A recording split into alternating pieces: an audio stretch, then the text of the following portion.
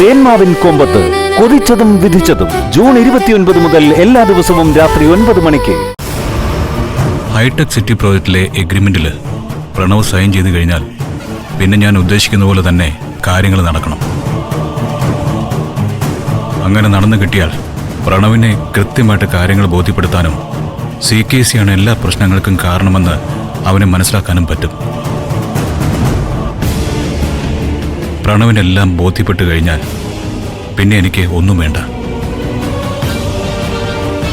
എംവാക്ക് project നടപ്പിലാക്കി ചെയർമാന് കൊടുത്ത വാക്ക് പാലിക്കണം. അതിനപ്പുറം ഒന്നും വേണ്ട എനിക്ക്.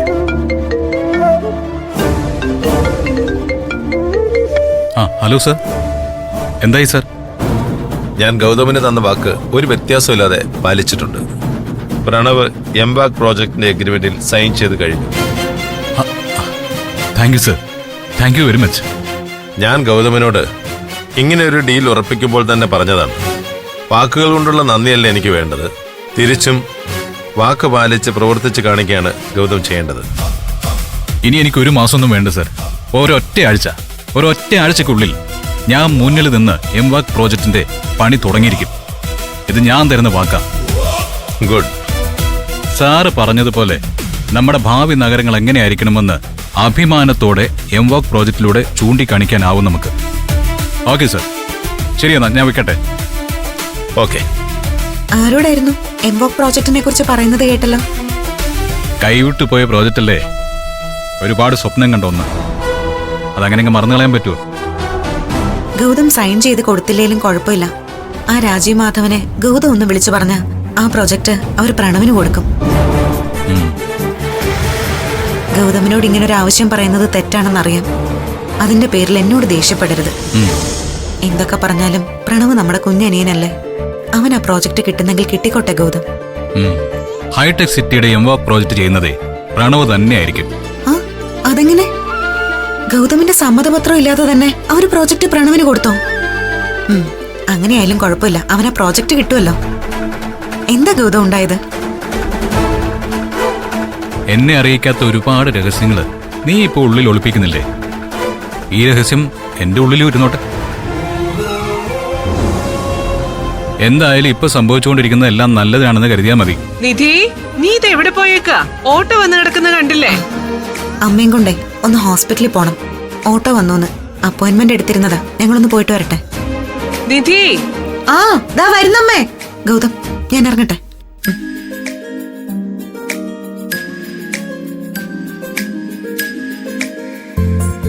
അമ്മ കയറിപ്പോ. ഒന്ന് യാത്ര പറയാനെന്ന് പറഞ്ഞു പോയിട്ട് എത്ര നേരമായി നിധി? നീ അവിടെ ചെന്ന് വർത്താനം പറഞ്ഞോണ്ട് നിൽക്കായിരുന്നല്ലേ? ഗൗതം ആരോട് ഫോണിൽ സംസാരിച്ചോണ്ട് നിൽക്കായിരുന്നു. അതിന്റെ ഇടയിൽ കയറി പറയാൻ പറ്റുമോ അമ്മേ? അമ്മ കയറ്. ഇനിയിപ്പോ ഡോക്ടർ പോയി കാണുമെന്ന് ദൈവത്തിനറിയാം. ദേ, എന്നെ നിർബന്ധിച്ച് വിളിച്ചോണ്ട് പോയിട്ട് കാണാൻ പറ്റിയില്ലെങ്കിലുണ്ടല്ലോ എന്റെ സ്വഭാവം മാറും.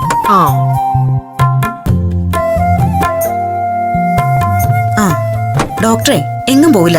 രാത്രി 8 മണിവരെ ഡോക്ടറുണ്ട്. അമ്മയൊന്ന് സമാധാനപ്പെടും. ചേട്ടാ, ബേക്കറി ജംഗ്ഷൻ.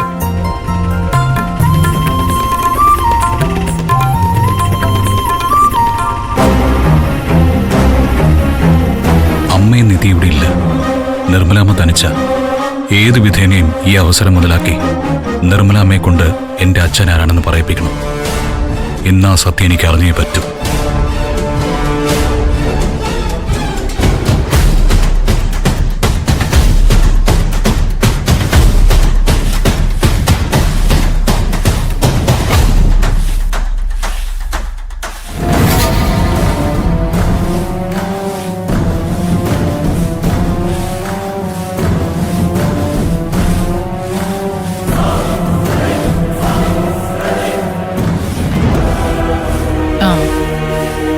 നീ ഇത് എവിടെ പോയിരിക്കായിരുന്നല്ലോ മോനെ?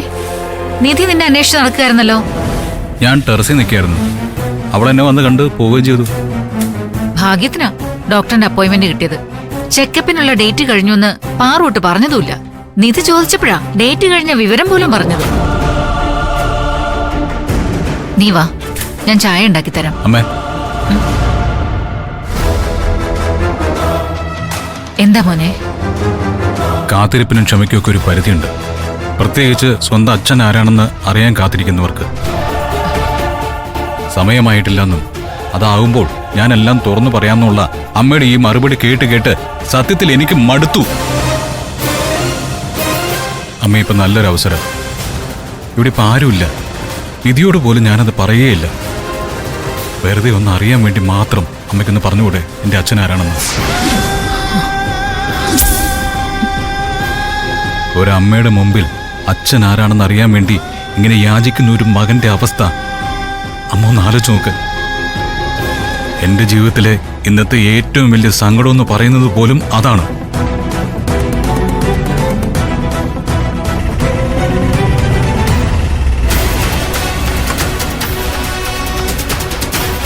എനിക്കെന്റെ മനസ്സിനെ ബോധ്യപ്പെടുത്താനെങ്കിലും ഒരു പേര്, ഒരാൾ രൂപം. അച്ഛനെക്കുറിച്ച് ഓർക്കുമ്പോൾ മുന്നിൽ ശൂന്യത മാത്രമായിട്ട് നിൽക്കേണ്ടി വരുന്ന അവസ്ഥ ഒരു ദുരന്തമാണമ്മേ.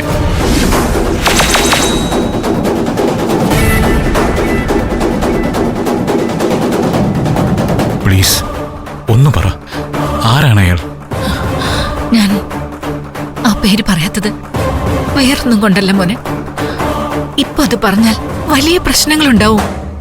എന്ത് പ്രശ്നം? അയാൾ നമുക്കറിയാവുന്ന ആരെങ്കിലും ആണോ? അതാണോ പ്രശ്നം? ആയിക്കോട്ടെ, ഇനി അങ്ങനെ ഒരാളാണെന്ന് തന്നെ വെച്ചോ. ഞാനും അമ്മയും അല്ലാതെ ആ സത്യം മറ്റൊരാളും അറിയാതെ എന്റെ മനസ്സിൽ തന്നെ ഞാൻ സൂക്ഷിച്ചാ പോരെ?